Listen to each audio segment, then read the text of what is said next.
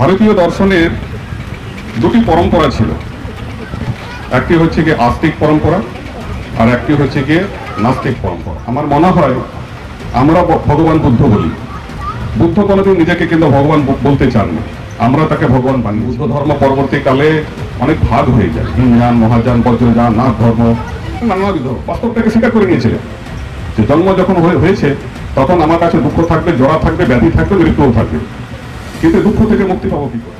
তখন তিনি উদ্ভাবন করলেন যে দুঃখ আছে, যেটাকে 4টি আর্য সত্য বলে গেলেন ভান্তিরা, সেইটা যে দুঃখ আছে, তো দুঃখের কারণও আছে, এবং কোনো জিনিসের কারণ যদি জানা যায় তাকে নিবারণও করা যায়। তো দুঃখের কারণ হিসেবে অনেকগুলো কারণ আছে। উনি বলেছিলেন যে সব থেকে বড় হচ্ছে যে অবিদ্যা। অবিদ্যা মানে আমি স্কুল কলেজের শিক্ষা বলছি না, অবিদ্যা মানে হচ্ছে যে কোনো জিনিসকে নিজের বিচার বুদ্ধি বিবেক দিয়ে বিচার না করে গ্রহণ করে নেওয়াটা হচ্ছে অবিদ্যা। আপনারা জানেন যারা গ্রাম বাংলায় বাস করেন, একটা প্রবাদ আছে বাংলাতে, প্রবচন আছে যে ব্যাদ বিধি ছাড়া যাস বাউরি পাড়া। কেন এই প্রবাদটা কেন তৈরি হয়েছিল? তার মানে তখনই প্রমাণিত হয় যে বাউরিদের নামটা এখন উচ্চারিত হয়েছে ঠিক কথা, কিন্তু এই অঞ্চলের মূল নিবাসী যারা সংখ্যাগরিষ্ঠ মানুষ, সেই সময় কিন্তু বৌদ্ধ ধর্মের দিকে আকৃষ্ট হয়েছিল। আমি বলছি না যে তারা মূল বৌদ্ধ ধর্মে বিশ্বাসী ছিলেন, অর্থোডক্স যে বুদ্ধিজীবী সেখানে বিশ্বাস করতেন তা না। বৌদ্ধ ধর্মের সঙ্গে তাদের নিজস্ব কিছু চিন্তা ভাবনা, কালচার মিশে গিয়েছিল, যে একটা ওই বৌদ্ধ তান্ত্রিক ধর্মের একটা উদ্ভব হয়েছিল, সেই জিনিসটাতে তারা বিশ্বাস করত। কিন্তু তারা যে বেদের বিরোধী ছিল, এই প্রবচন বা এই প্রবাদটাই তার প্রমাণ করে। তাদের বাড়িতে বাড়িতে চৈত্য আড়া ছিল, এবং বাড়িতে চৈত্য আড়া থাকার জন্য যারা বেদে বিশ্বাস করতেন আর্যরা, তারা এদিকে এতটাই ঘৃণা করতো, সেই চৈত্য আড়াটাকে অপভ্রংশ করে এদিকে চুয়ার বলে ডাকতে শুরু করে দিল, গালাগালির পর্যায়ে নিয়ে গেল একটা পবিত্র জিনিসকে। সামনে বসে আছে, আমি দেখতে পাচ্ছি এখানে বহু গুণী মানুষ আজকের এই বুদ্ধ জয়ন্তীতে উপস্থিত হয়েছে। তাদের সবাইকে এই বুদ্ধ জয়ন্তীতে আমার তরফ থেকে অনেক অনেক শ্রদ্ধা এবং ধন্যবাদ জানাচ্ছি,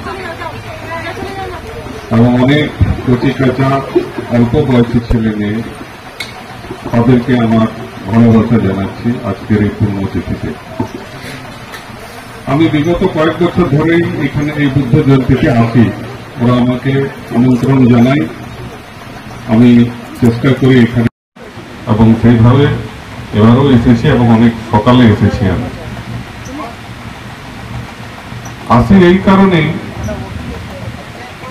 যে বুদ্ধের কাছ থেকে যে শিক্ষা, সেই শিক্ষাটা আমাদের মধ্যে, মানুষের মধ্যে আরো বেশি বেশি করে চর্চা হোক, এবং আমরা সেটাকে পালন করে চলি, যাতে আমরা জীবনের সঠিক দিশাটা খুঁজে পাই।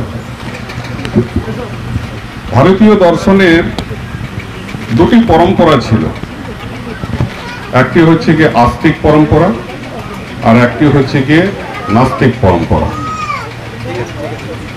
এবং যারা বেদের যে বিধি মানত না, বেদকে যারা বিশ্বাস করত না, আত্মা পরমাত্মাতে যারা বিশ্বাস করত না, তাদেরকে নাস্তিক বলা হতো। আমি একদম সেই মূল যে বৌদ্ধ ধর্মের কথা, ধর্মের কথা, অর্থোডক্স বুদ্ধিজীবী, আমি সেই কথাটা বলছি। আপনারা সবাই জানেন, জ্ঞানী মানুষ, পড়াশোনা করেছেন অনেকেই, যে বৌদ্ধ ধর্ম পরবর্তীকালে অনেক ভাগ হয়ে যায়, হিনযান, মহাযান, বজ্রযান, নাথ ধর্ম, নানাবিধ। কিন্তু আমি তান্ত্রিক বৌদ্ধ ধর্ম, তা আমি মূল বৌদ্ধ ধর্মটাকে ধরেই আমি বলছি, যেটা ছিল সম্পূর্ণ বেদ বিরোধী। আপনারা জানেন যারা গ্রাম বাংলায় বাস করেন, একটা প্রবাদ আছে বাংলাতে, প্রবচন আছে যে ব্যাদ বিধি ছাড়া যাস বাউরি পাড়া। কেন এই প্রবাদটা কেন তৈরি হয়েছিল? তার মানে তখনই প্রমাণিত হয় যে বাউরিদের নামটা এখন উচ্চারিত হয়েছে ঠিক কথা, কিন্তু এই অঞ্চলের মূল নিবাসী যারা সংখ্যাগরিষ্ঠ মানুষ, সেই সময় কিন্তু বৌদ্ধ ধর্মের দিকে আকৃষ্ট হয়েছিল। আমি বলছি না যে তারা মূল বৌদ্ধ ধর্মে বিশ্বাসী ছিলেন, অর্থোডক্স যে বুদ্ধিজীবী সেখানে বিশ্বাস করতেন তা না। বৌদ্ধ ধর্মের সঙ্গে তাদের নিজস্ব কিছু চিন্তা ভাবনা কালচার মিশে গিয়েছিল, যে একটা ওই বৌদ্ধ তান্ত্রিক ধর্মের একটা উদ্ভব হয়েছিল, সেই জিনিসটাতে তারা বিশ্বাস করত। কিন্তু তারা যে বেদের বিরোধী ছিল এই প্রবচন বা এই প্রবাদটাই তার প্রমাণ করে। তাদের বাড়িতে বাড়িতে চৈত্য আড়া ছিল, এবং বাড়িতে চৈত্য আড়া থাকার জন্য যারা বেদে বিশ্বাস করতেন আর্যরা, তারা এদিকে এতটাই ঘৃণা করত, সেই চৈত্য আড়াটাকে অপভ্রংশ করে এদিকে চুয়াড় বলে ডাকতে শুরু করে দিল, গালাগালির পর্যায়ে নিয়ে গেল একটা পবিত্র জিনিসকে। তো আমাদের ভাবতে হবে, আমার মনে হয় আমরা ভগবান বুদ্ধ বলি, বুদ্ধ কোনোদিন নিজেকে কিন্তু ভগবান বলতে চান না, আমরা তাকে ভগবান বানিয়েছি। আমাদের সুখের বিষয় এইটা যে আজকে কিন্তু তার প্রভাব এবং বিস্তার ধীরে ধীরে ধীরে ধীরে কিন্তু আরো বাড়ছে। একটা সময় যে দেশ থেকে যে ধর্মের উদ্ভব হয়েছিল, যে ফিলোসফির উদ্ভব হয়েছিল, সেখান থেকে আস্তে আস্তে মিটে গেল কি করে, তার নানাবিধ কারণ আছে, অনেক কারণ আছে। কিন্তু সুখের কথা এইটাও যে মানুষ এই ফিলোসফির দিকে, এই দর্শনের দিকে কিন্তু ঝুঁকছে। এখানে হয়তো কাগজে কলমে নানা রকম চাকরির ফর্ম, এই ফর্ম সেই ফর্ম, হাসপাতালের ফর্ম, রেলের ফর্ম ইত্যাদি জায়গায় ধর্মের জায়গায় লেখা থাকলে পরে অনেকে হিন্দু লিখছে, কিন্তু এখানকার মানুষ, বিশেষ করে নিম্ন বর্গের মানুষ, পিছড়ে বর্গের মানুষ, তাদের কালচার, তাদের আচার ব্যবহার ইত্যাদির মধ্যে কিন্তু এখনো বৌদ্ধ ধর্মের চিহ্ন কিন্তু আছে, এবং এই দর্শনের দিকে কিন্তু বেশি বেশি করে ঝুঁকছে এবং চর্চা বাড়ছে। এটা অত্যন্ত গর্বের বিষয় এবং সুখের বিষয়। বৌদ্ধ ধর্ম যে ফিলোসফি, তাকে আমি যতটা না ধর্মগুরু ভাবি না, আমি তাকে একজন দার্শনিক ভাবি। ব্যক্তিগতভাবে আমি মনে করি যে তিনি একজন বড় দার্শনিক, যুগান্তকারী দার্শনিক। তিনি, আপনি যদি ওর জীবনীটা দেখেন, সবাই পড়েছেন, আমি বিস্তারিত যাচ্ছি না। উনি যখন বাড়ি থেকে বেরিয়ে এলেন, তার ওই শিশুপুত্র এবং তার নববধূ ছেড়ে দিয়ে যখন রাজপ্রাসাদ ছেড়ে বেরিয়ে এলেন, তারপরে মুক্তির খোঁজে উনি একটার পর একটা গুরু পাল্টেছেন। যতক্ষণ না তিনি উত্তর পাননি ততক্ষণ তিনি কিছু বলেননি। তিনি দেখলেন যে প্রচুর কৃচ্ছ সাধন করেও কোনো কিছু উপলব্ধি করা যায় না, আবার প্রচুর ভোগ বিলাসের মধ্যে থাকলেও কোনো কিছু উপলব্ধি করা যায় না। তারপরে তিনি একটা মধ্যপন্থা অবলম্বন করলেন। তারপরে তিনি যে নির্বাণ লাভ করেছিলেন, বুদ্ধিজ্ঞান লাভ করেছিলেন, তখন তিনি উপলব্ধি করেছিলেন যে জগৎ দুঃখময়। বাস্তবটাকে স্বীকার করে নিয়েছিলেন যে জন্ম যখন হয়েছে তখন আমার কাছে দুঃখ থাকবে, জরা থাকবে, ব্যাধি থাকবে, মৃত্যুও থাকবে, কিন্তু দুঃখ থেকে মুক্তি পাবো কি করে? তখন তিনি উদ্ভাবন করলেন যে দুঃখ আছে, যেটাকে 4টি আর্য সত্য বলে গেলেন ভান্তেরা, সেইটা যে দুঃখ আছে, তো দুঃখের কারণও আছে, এবং কোনো জিনিসের কারণ যদি জানা যায় তাকে নিবারণও করা যায়। তো দুঃখের কারণ হিসেবে অনেকগুলো কারণ আছে। উনি বলেছিলেন যে সব থেকে বড় কারণ হচ্ছে কি অবিদ্যা। অবিদ্যা মানে আমি স্কুল কলেজের শিক্ষা বলছি না, অবিদ্যা মানে হচ্ছে যে কোনো জিনিসকে নিজের বিচার বুদ্ধি বিবেক দিয়ে বিচার না করে গ্রহণ করে নেওয়াটা হচ্ছে অবিদ্যা। তো দুঃখের কারণ আছে, আমি যদি কারণটা জেনে যাই তাহলে কিন্তু আমি দুঃখ থেকে দূরে থাকতে পারবো বা মেনে নিতে পারবো, নাহলে মেনে নিতে পারবো না, আমি সারা জীবন দুঃখের মধ্যেই থাকবো।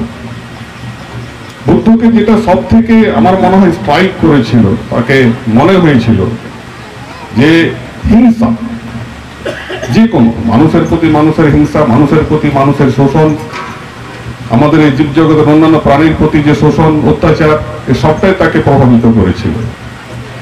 এবং তাই তিনি সবসময়ই চেয়েছিলেন একটা সাম্য, মানুষের মধ্যে সাম্য। যে পিছনে পড়ে আছে তাকে হাত ধরে টেনে তোলো, তুমি কিন্তু ঈর্ষা করো না। যে উপরে উঠে গেছে তার প্রতি ঈর্ষা না করে তার কাছে গিয়ে ভালো ব্যবহার করে জানতে চাও যে তার রাস্তাটা কি ছিল, কিভাবে সে উপরে উঠেছে। তো তিনি সব জায়গায় একটা সাম্য চেয়েছিলেন। এই সাম্য আনার জন্য তিনি এটা বলেছিলেন আর কি, যে শিলের কথা বলেছিলেন, সম্যক দৃষ্টি, সম্যক কর্ম, সম্যক সংকল্প, সবকিছুর মধ্যে সাম্যতা এবং সততা, এটা তিনি বলেছিলেন, মৈত্রীভাব। তো বুদ্ধের এই দর্শনটাই আমাদের কাছে মেন, যেটাকে আমাদের বাবা সাহেব আম্বেদকরও বলে গিয়েছিলেন, এবং ওটাকেই তিনি বলেছিলেন যে সাম্যের জন্য লড়তে হবে, হিংসার বিরুদ্ধে লড়তে হবে। এবং আমাদের সমাজে যে সমস্ত লোকজন একটা দর্শনের দ্বারাই সব থেকে বেশি উৎপীড়িত হয়েছিল, নিপীড়িত হয়েছিল, তাদেরকে বাবা সাহেব সংঘবদ্ধ হওয়ার কথা বলেছিলেন। এই সংঘবদ্ধ না হলে পরে কিন্তু লড়াই করা যাবে না। তো তার জন্য কি দরকার? বিদ্যা দরকার। অবিদ্যার মধ্যে থাকলে কোনো জিনিসকে বিচার বিবেচনা না করে গ্রহণ করলে পরে সেই জিনিসটা ভালো থেকে খারাপই হয়। সুতরাং যা আমি গ্রহণ করব আমার বিবেক দিয়ে, আমার বুদ্ধি দিয়ে, আমার বিচার দিয়ে, সেটাকে তারপরে আমি সেটাকে গ্রহণ করব। গ্রহণ করার পর সঠিক রাস্তায় হাঁটতে গেলে আমাকে সংঘবদ্ধ হতে হবে, সংঘবদ্ধ হয়ে সেটা বিরুদ্ধে আমাকে লড়তে হবে। বুদ্ধ সেটা বুঝেছিলেন বলেই তিনি নগরে নগরে, শহরে শহরে, গ্রামে গ্রামে বৌদ্ধ বিহার তৈরি করেছিলেন, সংঘ তৈরি করেছিলেন, মহাসংঘ তৈরি করেছিলেন, চৈতা তৈরি করেছিলেন, যাতে যারা বুদ্ধ ধর্মের স্থবির মহাসংঘ তারা সাধারণ মানুষের কাছে যেতে পারে, এবং সেই সময় যে বিভেদগুলো ছিল, বৈষম্যগুলো ছিল, সেইগুলোকে দূরে সরিয়ে ওই নিপীড়িত মানুষগুলোকে, যার দিকে পশুর চেয়েও নিজ চোখে দেখা হতো, তাদের দিকে কাছে টেনে নিয়েছিলেন, তাদের দিকে মর্যাদা দেওয়ার চেষ্টা করেছিলেন। এটাই বুদ্ধ দর্শনের মূল কথা। এখন ওইটা খুঁজতে গিয়ে এখন নানা রকমের ভাগ হয়ে গেছে। ভাগ হওয়ার পরে অনেক সময় মূল যে বুদ্ধের দর্শনের যে তত্ত্ব সেটা হারিয়ে দিতে বসেছে।